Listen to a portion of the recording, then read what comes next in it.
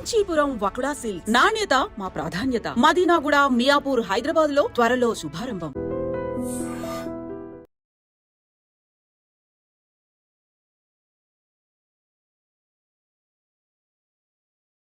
అక్కడ నల్లగొండ సాగర్ జైల్లో దొరికిన తర్వాత ఇంట్రాగేషన్ అయిన తర్వాత మొత్తం ప్రాపర్టీ రికవర్ అయిపోయింది. తిరిగి మీకు చర్లపల్లి జైలు పంపారు. అక్కడి నుంచి వెళ్ళి నల్గొండ పంపించింది సార్. నల్గొండలో నన్ను పెట్టుకోవడానికి భయపడ్డారు. అక్కడి నుంచి చెంచగూడ పంపించారు. చెంచలగూడ కూడా నా కోసం మొత్తం తెలిసి అక్కడ కూడా పెట్టుకోవడానికి భయపడ్డారు. అక్కడి నుంచి వెళ్ళి మన ఇక్కడ పంపించారు, చెర్లపల్లి పంపించారు. ఎన్ని సంవత్సరాలు ఉన్నారు జైల్లో? 5 సంవత్సరాలు సార్. ఓకే, శిక్ష పడింది అంటే 100 రాళ్ళు ఉన్నా శిక్ష పడ్డా కానీ 100 రాలేదు సార్. అంటే మొత్తం అన్ని కేసుల్లోనే ఇప్పుడు చెప్పిన అన్ని కేసుల్లో మొత్తం కేసులు, మర్డర్ కేసు సహా కొన్ని కేసులు కన్విక్షన్ వచ్చి అన్ని ఎక్విటెడ్ అయిపోయింది. అయిపోయినాయి, మొత్తం అయిపోయినాయి సార్. రిమాండ్ పీరియడ్ అక్కడికి సెటప్ అయిపోయింది. జైల్లో ఉన్న పరిస్థితి ఏ విధంగా ఉంటుంది చారి? ఇప్పుడు చెప్పినా కదా సార్, నాకు 16-17 సంవత్సరాలు అప్పుడు సార్ ఒంటలు పోతామంటే భయం అయ్యేది సార్. మా అమ్మ లేపోయి అమ్మ ఒంటలు వస్తుందని చెప్పని పోయేసేది సార్.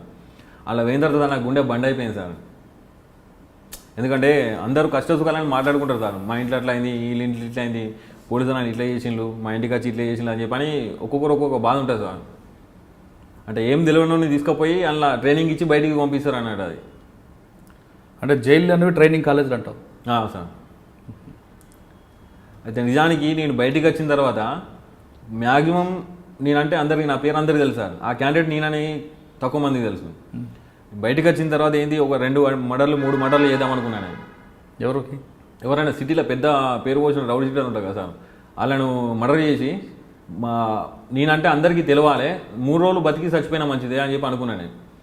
అనుకునే టైంలో మన ఈ వెంకటేశ్వర రెడ్డి సార్ వచ్చిండు.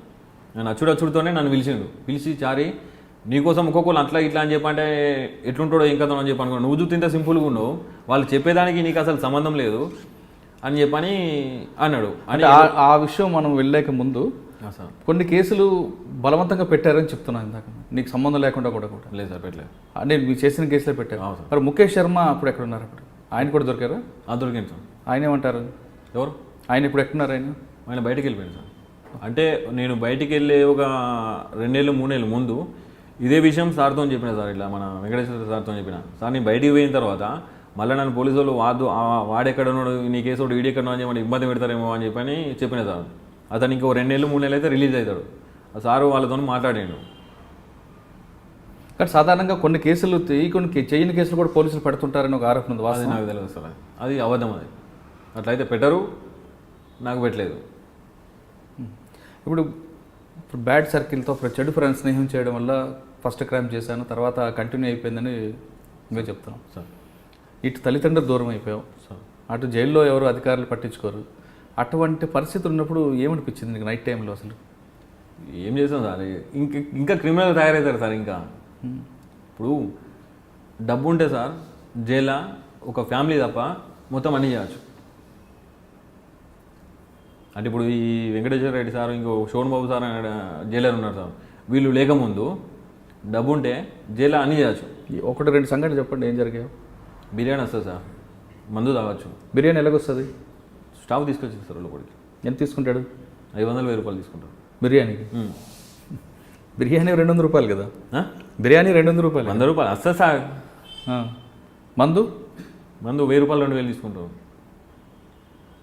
సెల్ ఫోన్ 5000 తీసుకొస్తారు. గంజాయి అనేది కామనా? కామన్ అది సార్. పైననే అది జైలు బోర్డు ఉంటుంది సార్, లోపల మొత్తం రెస్టారెంటే సార్ అది. కానీ లోపల ఆల్రెడీ ప్రతి ఆదివారం నాడు మటన్ ఇస్తారు, బుధవారం నాడు ఎగ్ ఇస్తారు, ఇంకా అవన్నీ ఎందుకు? అవి లేనోనికి సార్. అది లేనోనికి ఒక పూట, ఇప్పుడు రోజు ఉన్నోళ్ళ తింటా అంటే వాళ్ళ ముఖాలు చూస్తారు కదా, ఈ ఒక రోజైనా మీరు తినలు అని చెప్పని ఇస్తారు అట్లా. అంటే జైల్లో భోజనం బాగుంటుందా బాగోదన్నా? అప్పుడైతే బాగాలేకుండే సార్, పట్టించుకోరు సార్ ఎవరు. కానీ చాలామంది ఫ్యాక్షనిస్టులు కూడా నక్సలెట్ ఉండేవారు కదా, వాళ్ళతో ఇబ్బంది ఉంటుందా జైల్లో? ఏం లేదు సార్. సినిమాలో చూపిస్తున్నట్లుగా భోజనాల దగ్గర గొడవలు అవ్వడం అంతలేదు. ఇక్కడ డబ్బులు ఉంటే ఏదైనా చేయొచ్చు. ఒక అమ్మాయి తప్పించి ఆ అమ్మాయి కూడా చేసుకోవచ్చు. మనం పానం బాగాలేదని చెప్పని డాక్టర్తో లోపల సెట్టింగ్ చేసుకుంటే ఆయనే బయట హాస్పిటల్లో రాస్తాడు. ఆ చిన్న ఎస్కట్ ఉంటారు కదా సార్, వాళ్ళకి 5000 ఇచ్చి ఇది చేస్తే ఆ నర్సులో రూమ్ ఉంటుంది, దానిలో పోయి రావచ్చు. అట్లా కూడా పోయొచ్చు సార్. నేను నవ్వుతారు, మీకు తెలియదు కదా. ఏ విధంగా వెళ్ళావు? అంటే అమ్మాయి కోసం బయటకు వచ్చావా? పోయేది అట్లా. నేను డబ్బులు ఎక్కడ నీకు?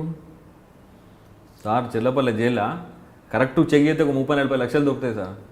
ఒక్కళ్ళ దగ్గర 100 రూపాయలు, 50 రూపాయలు, 10 రూపాయలు, 20 రూపాయలు కూడా కనబడదు. 500, 1000 రూపాయలే.